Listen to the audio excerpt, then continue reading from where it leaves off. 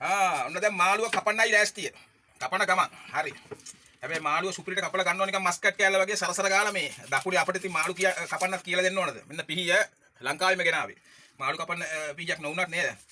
කොරේ එහෙම අයින් කරලා ලස්සනට ගානට බෙඩේ කරලා සරසර ගාලා කපලා ගන්නවා දැන්.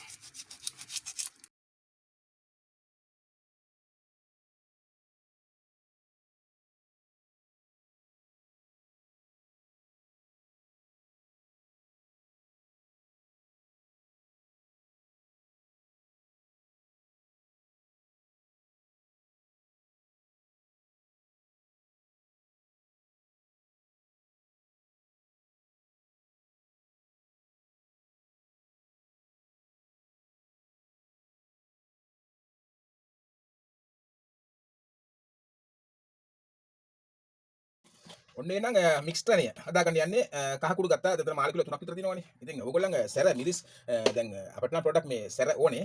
සරිමිලක් ගොඩක් සැර කනවා. ඒ නිසා මේ මම පොඩක් මේ මිරිස් තුන පහන මේ මිරිස් ගම්මිරිස් පොඩ වැඩිපුර දානවා. ඉතින් ඕගොල්ලන් ඒක දැකලා බය වෙන්න එපා. සන්න මේකද? මදිද? තව චුට්ටක් දාන්න. ඒ කියන්නේ යාට මදි. කොච්චර සැර තිබුණත් යාට මදි. ඒ නිසා මේ වගේ ප්‍රමාණයක් ගත්තා. ඉතින් මේකට මේ පොඩක් මේ ගම්මිරිස් කුඩු මේ වැඩිපුර දාන්න ඕනේ. නේ ගම්මිරිස්. ඉතින් ඔන්න ගම්මිරිසුත් මොනවා ගාන දාගත්තා. හරිනේ?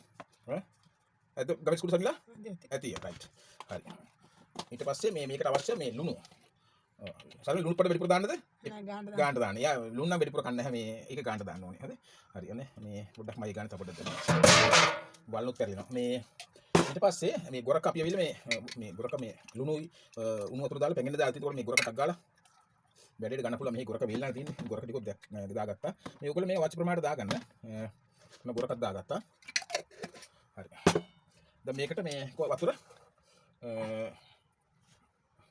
කට්ටනකොට මොන ඉතින් වතුර ගොඩක් දාන්න නැහැ වතුර ඔන්න ඉතින් මේ තවත් අපිට වඩා වැඩෝ ඇති ඉතින් ඕගොල්ලන් පල්ලෙහාන් ගිහලා මේ එහෙම නෙවෙයි මෙහෙම නෙවෙයි එහෙම කියලා මේ ඕගොල්ලන් මේක මේ පල්ලෙහාන් කමෙන්ට් ලියලා නිකන් නේද අවශ්‍ය නැහැ ඕගොල්ලන් කරන විදිහට මේ වීඩියෝ එක කරලා දාන්න අපි කරන ඒවට මේ ඕගොල්ලන් මේ අඩුපාඩු හොයන්නේ නැතුව මේ නිසා ඔන්න ඔහොම තමයි අපි වැඩේ කරන්න ඔන්න වැඩක් හොදි තිබෙන්නේ නැහැ මෙන්න මේ මාළු ටික දැන් මොකද දැක්කනේ දාපු දේවල් අනේ අන්න දැන් දාලා මේක කරමු. දැන් මෙන්න මේක අපි මේ ගානට හොඳට මිරිස් ඇඹුල් ගම් මිරිස් හොඳට කර වෙන විදිහට හොඳට පොඩ්ඩක් බල්කින් පාරක් දාලා නේ අපි මේ YouTube channel වල වගේ මේ සුද්ධ සිංහල මේවා කියන්න තේරෙන්නේ නැහැ අපිට මේ බල්කින් පාර හොඳේ. අන්න බල්කින් පාර ගැහුවා. එන්නේ නේද? බල්කින් පාර නේද? මෙන්න මේක ඔන්න දැන් ඊළඟට අපි ගත්තා මේ ලුණු කපා ගත්තා මේ වේලපු කරපිංචා ඒ වගේම මේ උළුහල් සුදු ලුණු පොඩි පොඩි කපා ගත්තා. දැන් මේ වැඩේ කරන්න අපි මේ අවන් එකේ දාන නිසා මෙන්න මේ වගේ වීදුරු බෝල් එකක් තමයි ගත්තේ. වීදුරු බෝල් එකේ අවන් එකේ දාන එකක් හොඳේ. මේ ඕගොල්ලෝ හරි ඒක ගැන කියන්න ඕනේ මේ දන්නේ නැති කට්ටිය කියන්නේ මේ නැත්නම් මේවා කියන්න කිව්වොත් අපි ඕවා දන්නවා කියලා සමහර කට්ටිය කමෙන්ට් කරනවා. මේ දන්නේ නැති කට්ටිය කියන්නේ මේක මේ අවන් වල දාන වීදුරු මේ බෝල් එකක්. අවශ්‍ය මේ තෙල් ප්‍රමාණය දාගත්ත එකට දාලා මෙන්න මේ ටික ඒකට දාගත්තා. වැඩේ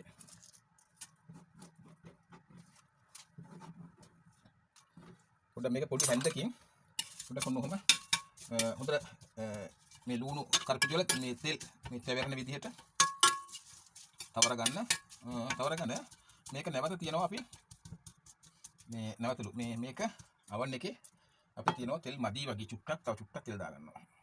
ගොඩක් තෙල් අවශ්‍ය නැහැ. මෙන්න මේක ගොඩාක් මේ කර වෙන්න බදින්නේ නැහැ මේක.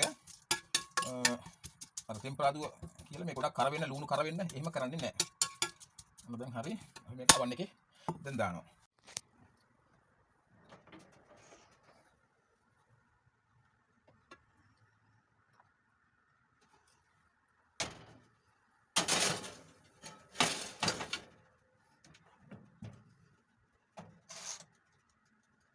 ඔන්න දැන් අපි ඒක මේ අවන් එකට දාලා මෙන්න මේ ගානට ගත්තා. දැන් මේ මිරිස් ගම් මිරිස් කරලා මේ කලවම් කරපු මාළු මෙන්න මේකට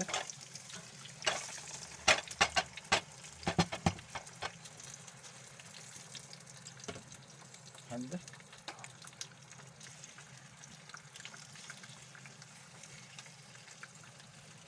දැන් මේ තෙල් යටනේ තියෙන්නේ එහෙම හිතන අයට මේ කියන්නේ මේ තෙල් ටික මේ මාළු තැම්බෙනකොට මේ තෙල් ටික උඩට එනවා. ඒ නිසා මේක මේ කවලම් කරන්න ඕනද කියලා ප්‍රශ්නයක් වෙන්නේ නැහැ. පොඩ්ඩක් මේක වතුර පොඩ්ඩක් දාලා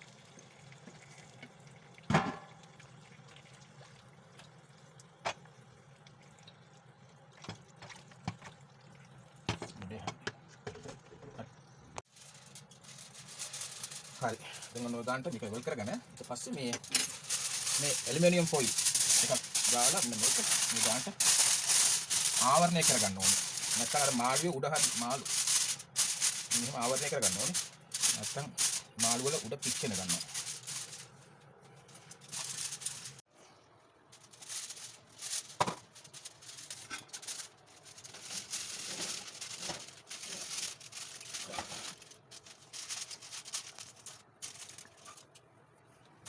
අවන් එක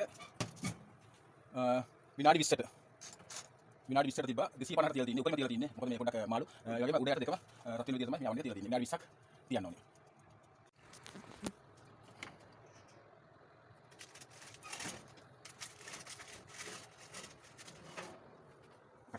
ඔන්න එනං මාළු කරිය ලෑස්ති.